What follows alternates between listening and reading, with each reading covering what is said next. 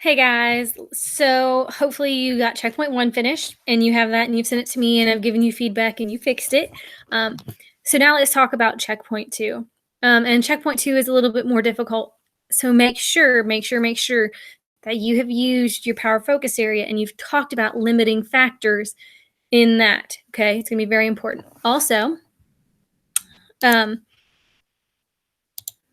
I'm gonna show you some things here. Maybe. Okay, good. It's on there. So when you click on checkpoint two, you're going to see this screen right here. Okay. Now there's a resource down here, and it's a limiting factors PowerPoint. That's really helpful to go through, and I'll kind of explain like what some limiting factors are. But when you click on here, it should take you to this right here, and it says ecosystems um, checkpoint two. Again, in yellow, big bold here. If you need the resources, they're in your power focus area. But before we get started, let's talk about a limiting factor. If you're talking about limiting something, you're talking about putting like a total amount that you can use. Like your parents are probably limiting you on what you're allowed to snack on during the day so you don't eat everything out of the house. When I was a kid, there was a limit to how many fruit snacks I could eat. All right, that's very common. So when we're talking about a limiting factor, we're talking about something that happens that causes a certain causes a limit on another organism in our ecosystem. So let's take a look. I've given you some examples. All environments and ecosystems have things that can help them or hurt them. A limiting factor is something that limits how many of a population there can be. So, for example, if we have a disease that comes in and wipes out the entire fox population, it limits the number of fox you have. Okay, this is what happened, the disease that came in, and then what the effect was, you have less fox. Now, if I really wanted to be more specific here, I would say the rabbit population. Okay, ooh, I can't spell rabbit. Would increase because, again, with the spelling, there are no fox to eat them. All right, so you're limiting your fox population, but then it's also affecting something else in your ecosystem, like your rabbits. Okay.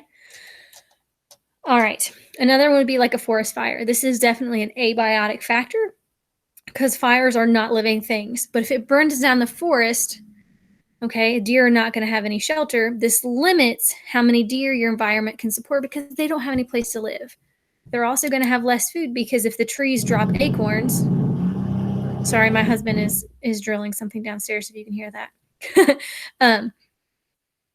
Because they don't have anything to eat, like if the acorns all fell. Okay, another example would be like a bear eats the berries. Okay, what happens? This limits the number of berries your environment has. Other organisms may not be able to eat as many berries because the bears have already eaten them. So it might affect something else. So remember, in your ecosystem, everything is interconnected. So down here, I've given you two different examples, or I need you to give me 5 examples of both biotic and abiotic limiting factors. Okay, what happened? And then how does it affect other things in your ecosystem? Okay, make sure you do both parts of that. And I want you to be specific. Like if you're talking about a forest fire, tell me about it. If you're telling me a disease comes in, like you might tell me what brought the disease in. Like did humans bring the disease or did it come in with a set of rabbits? How's it going to affect other things in that ecosystem? It's a cause and effect relationship. Okay. Again, it's a really short checkpoint actually, but a lot of people are having trouble. So make sure that you are using those resources and they're going to give you ideas in there that you can use. All right. I have that PowerPoint right here. I think it actually talks about bears in there that you can use as well. Okay. So when you get that finished,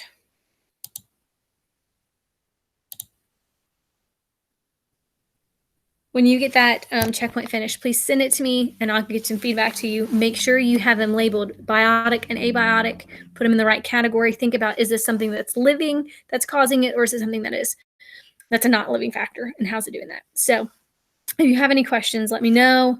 But other than that, I think you guys will be fine. Just take your time on it. Make sure you've gone through those objectives in your power focus area. All right. Send me what you got, and I'll try to get those back to you ASAP. Have a good day, guys. Bye.